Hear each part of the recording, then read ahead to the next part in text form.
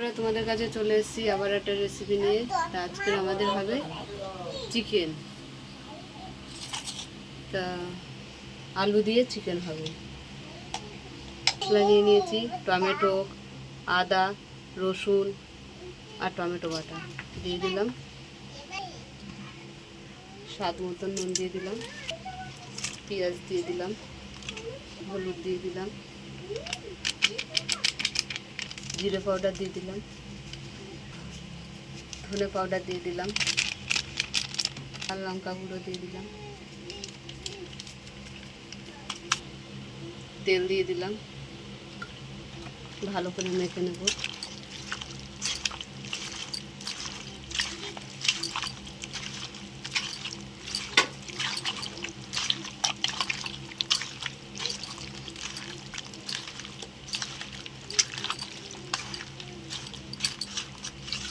মেখে কিছুক্ষণ রেখে দেবো।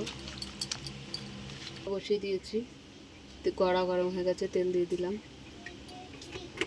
তার শুকনো লঙ্কা ছিঁড়ে দিয়ে দিলাম,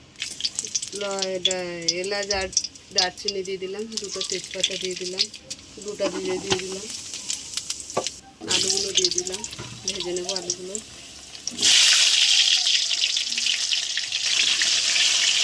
ভেজে নেবো।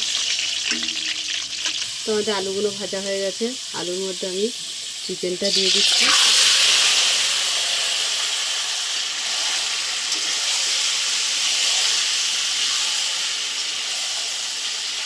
ভালো করে নেড়ে নেব।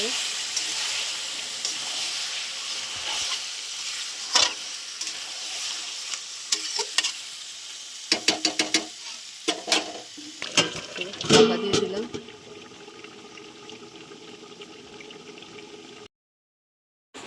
ঢাকাটা আমি খুলে দিলাম, নেড়ে নেব। আমাদের চিকেনটা পুরো কষা কষা হয়ে এসছে।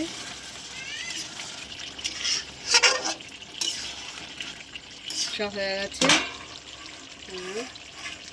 এই জলটা দিয়ে দেবো।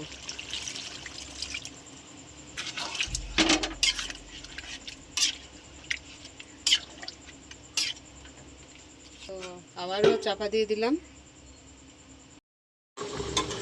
তো আবার ঢাকাটা খুলে দিচ্ছি।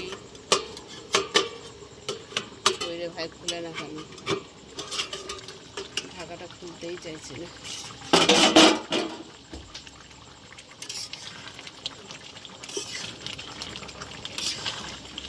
আমাদের চিকেনটা পুরো একদম হয়ে গেছে, চিকেন গুলো একদম। এটা নাও, বাটার দিয়ে দিলাম, বাটার দিয়ে নামিয়ে নেবো। তোমাদের চিকেন হয়ে গেছে।